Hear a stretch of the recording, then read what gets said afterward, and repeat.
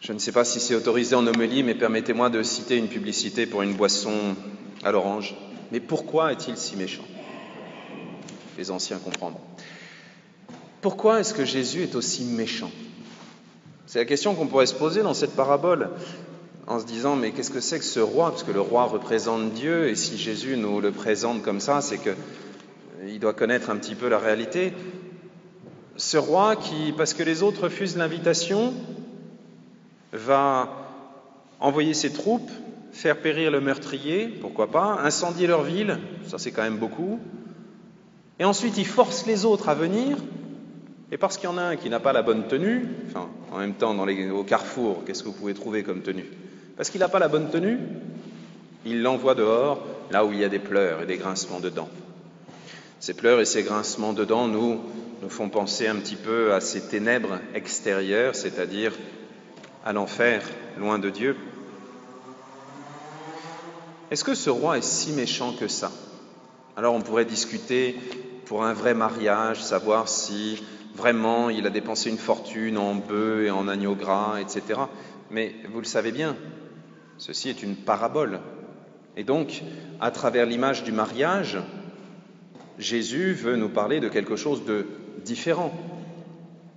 Et ce quelque chose de différent, c'est le royaume des cieux, c'est le paradis, c'est l'Église qui vient à la rencontre de son roi.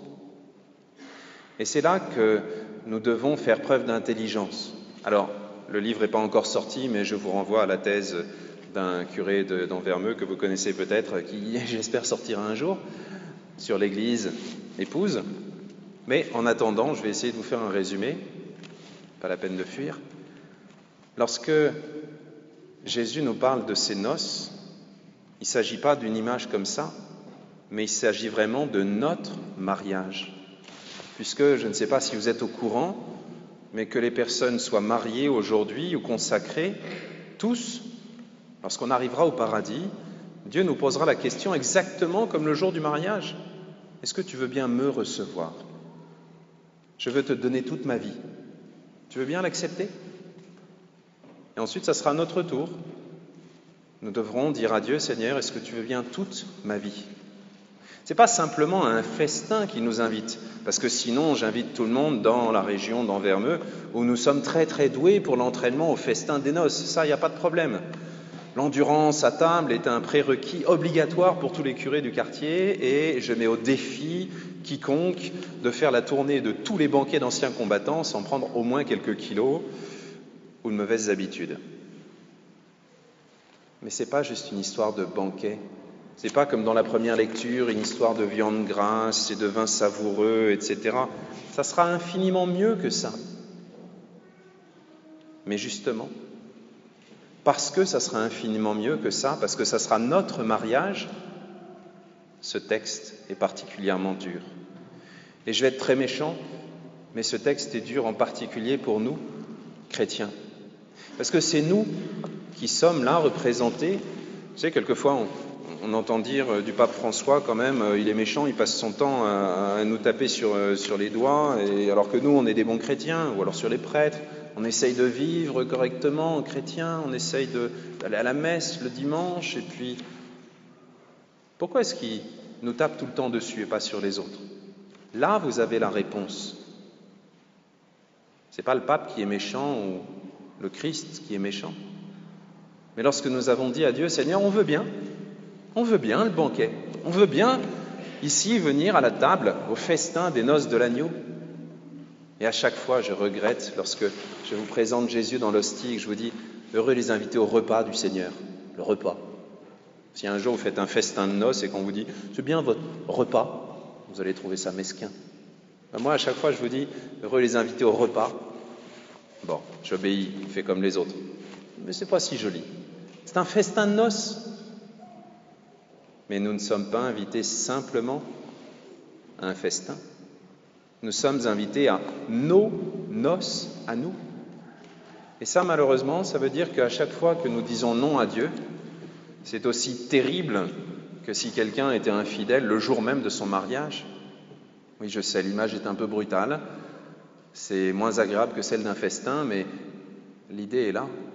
À chaque fois que nous disons à Dieu « Ah, je veux bien être chrétien, je veux bien m'approcher de l'autel, je veux bien venir ici à la messe. » Mon voisin qui me demande pardon, ça ne va pas à la tête.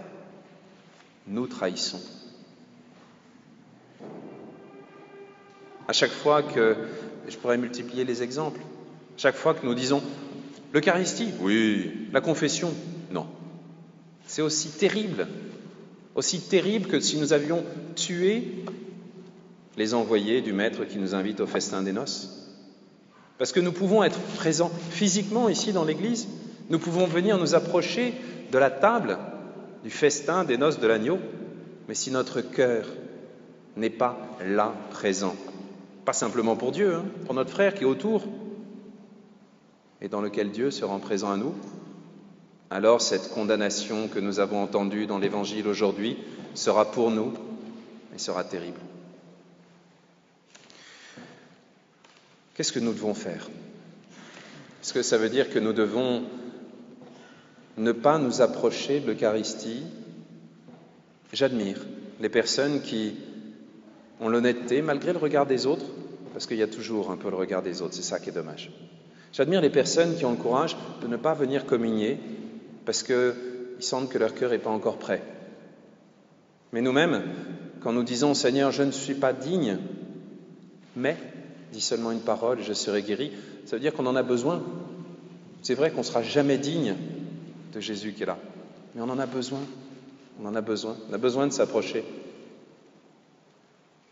Mais à chaque fois qu'on s'approche, essayons, vous savez, lorsqu'on revient, qu'on fait demi-tour, plutôt que de regarder les autres en regardant « Ah, celui-là, il va communier, celui-là… » Non. Regardons les autres en nous disant « Ça, c'est Jésus, ça, c'est Jésus, ça, c'est Jésus, ça, c'est Jésus. » que je dois aimer à travers chacun de mes frères. Et quand nous sortons de l'Église, au lieu de dire « Ah, il n'était pas à la messe celui-là, pourtant il est baptisé et tout, il a fait sa confession de foi, et puis… » Non. De dire « Ça, c'est Jésus. Ça, c'est Jésus. » Comment je vais faire pour aimer Jésus à travers mes frères? Je sais, c'est pas facile. Je sais, Dieu nous demande quelque chose d'héroïque. Je sais, aujourd'hui, c'est pas confortable du tout. Et pourtant, c'est vraiment là que notre mariage commence. À travers chacun de ceux qui nous offrent comme époux. Vous savez, quand on sera dans l'éternité, on sera marié avec Dieu.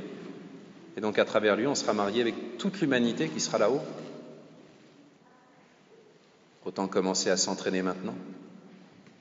Autant commencer à accueillir chacun de nos frères, nos sœurs aussi, ne vous inquiétez pas, tout ce que Dieu nous offre comme début d'éternité, comme début de festin, comme début de noces. Avec son aide, ça devrait être possible. Amen.